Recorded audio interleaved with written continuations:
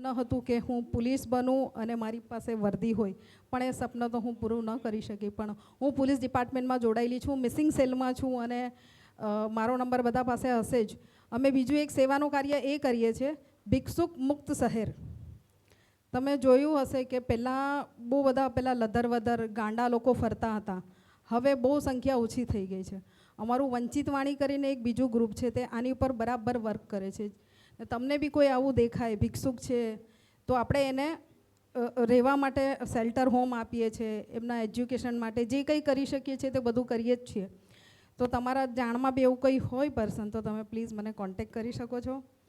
અને શિવરંજની, આ એક શિવરંજની કોને ખબર છે? શિવરંજની એટલે શું?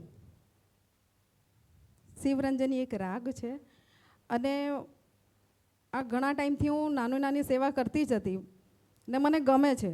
આપણે બહુ અમીર નથી, પૈસાથી નહીં પણ મનથી હું સેવા કરું છું. જેણે જ્યારે અડધી રાતે બી મને બોલાવ્યું હોય કે અહીંયા પેશન્ટ માટે કંઈ કામ છે કે જે બી મારાથી જેટલું થાય એટલું હું દોડી જઈશ. એક નાનકડી વાર્તા તમને કહી દો ફટાફટ, સોરી તમને લેટ થાય છે.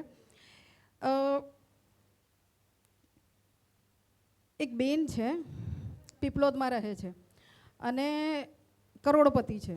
એમને સંતાન નથી, પણ એમને સંતાનનું બી દુઃખ નથી કે મારી પાસે સંતાન કેમ નથી. એના દેરાણીના સંતાનોને મોટા કરે છે ને બધું જ કરે છે. હવે એમને ત્યાં એક બેન કામ કરવા આવે છે. એ બેનને થઈ કિડનીની પ્રોબ્લેમ. હવે કિડનીની તકલીફ થઈ, એ બેન તો કામ કરે છે. હવે કિડનીનું તમે વિચાર કરો, કિડનીના ઓપરેશનને દવાખાનાના કેટલા રૂપિયા થાય, બરાબર છે? લાખ ઉપર તો થયું.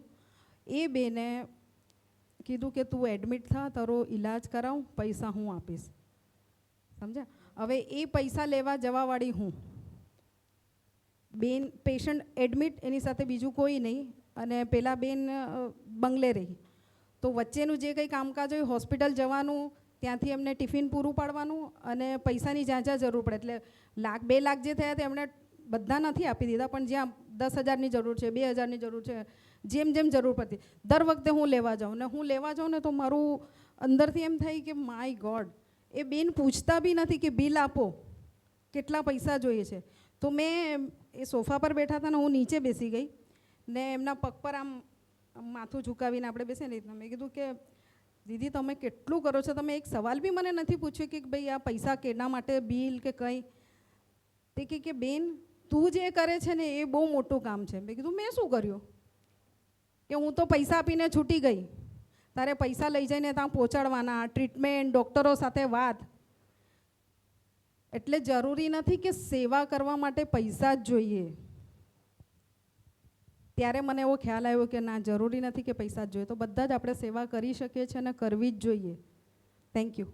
આવી જવાબ.